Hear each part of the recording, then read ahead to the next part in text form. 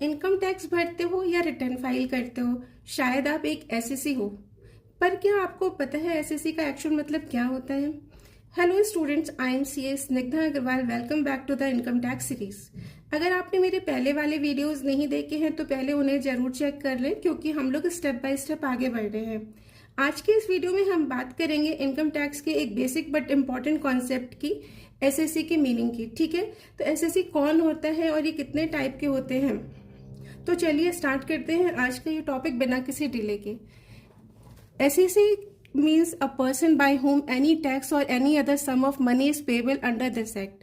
मतलब अगर आपने इनकम टैक्स पे किया है तो भी आप क्या हो, एसएससी हो, या आपने टैक्स नहीं पे किया लेकिन any other sum of money, यानी आपने कोई फाइन पे किया या पेनल्टी पे करी है तो भी आप क्या हो जाओगे, एसएससी हो जाओगे, अगर आपने फाइन या पेनल्टी इनकम टैक्स एक्ट के अंदर पे करी है।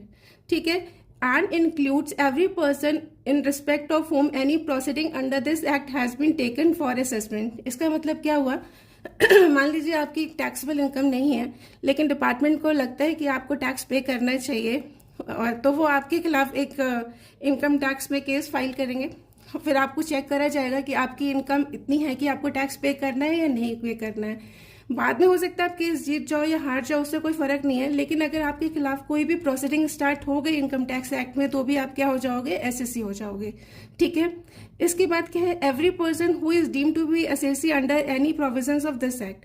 यानी कि आप एसएससी नहीं हो लेकिन आप डीम टू बी एसएससी हो। इसका मतलब ये हुआ, मान लीजिए आप किसी माइनर के लीगल गार्जियन हैं, उसके पास कोई रेंटल इनकम आती है, तो आप तो खुद वो आपकी तो है नहीं, आप उसमें रिटर्न फाइल करोगे किसके बिहाफ में, उस माइनर के बिहाफ में, तो आप क्या हो गए, डीम्ड एसएससी। उसी तरह अगर किसी की डेथ हो जाती है और आप उसके लीगल रिप्रेजेंटेटिव हो तो आपको उसका रिटर्न फाइल करना होगा, तो उस केस में भी आप क्या हो जाओगे, डीम्ड एसएससी। उसके बाद आता है assessee in default. Assessee in default का मतलब होता है कि आपने कोई इनकम टैक्स एक्ट का कोई प्रोविजन फुलफिल नहीं किया है, इसकी वजह से आप एसएससी हो गए हो।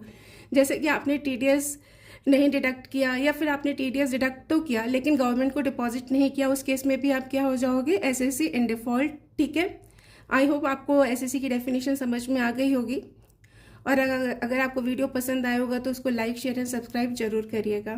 Thank you.